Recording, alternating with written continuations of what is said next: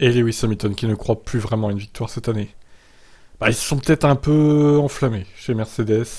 Honnêtement, je suis venu ici ce week-end en espérant que nous allions être à moins de 3 dixièmes et nous sommes à une seconde.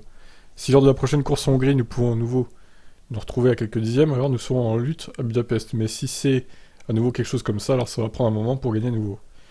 Mais ce n'est pas impossible, tout est dans les lignes droites, nous perdons beaucoup dans les lignes droites. Je sais pas combien, mais ça doit être au moins une demi-seconde, probablement, juste dans les lignes droites. C'est beaucoup quand même. C'est comme s'ils avaient moins de traînées et plus d'appui dans les virages. Bah c'est ça.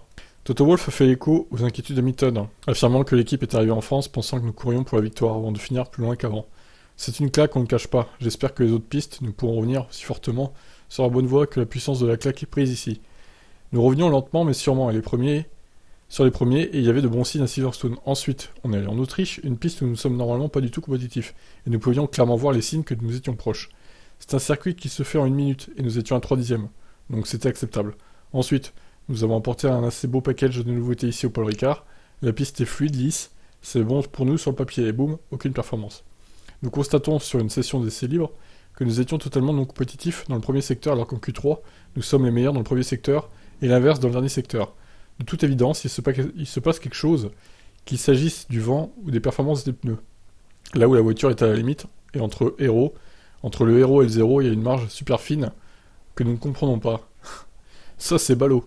Nous finirons par découvrir ce qui s'est passé ici, et si c'est clairement quelque chose de fondamental, et ensuite nous pourrons envisager des victoires cette année.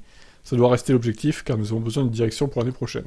Donc Hamilton termine, il faut reprendre les analyses, et peut-être les expériences sur la W13. Ce sur quoi je me concentre, et c'est ce que j'ai déjà dit au début de l'année, c'est juste d'essayer de mieux comprendre cette voiture. Je travaille vraiment en étroite collaboration avec l'équipe pour dire ce sont les éléments que je veux de cette voiture et les éléments que je ne veux pas de cette voiture, sur la voiture de l'année prochaine. J'essaie juste de diriger, et s'il faut tester des choses à nouveau, je le ferai. J'espère que plus tard cette année, nous arriverons à quelque chose de mieux. Je ne crois plus vraiment à la victoire après un tel week-end, mais la voiture de l'année prochaine devra être celle avec laquelle nous pourrons enfin nous battre pour les victoires. Bon, je crois que avant de prévoir des victoires, il va falloir prendre les courses les unes après les autres pour Mercedes et voir s'ils sont proches ou pas sur certains circuits.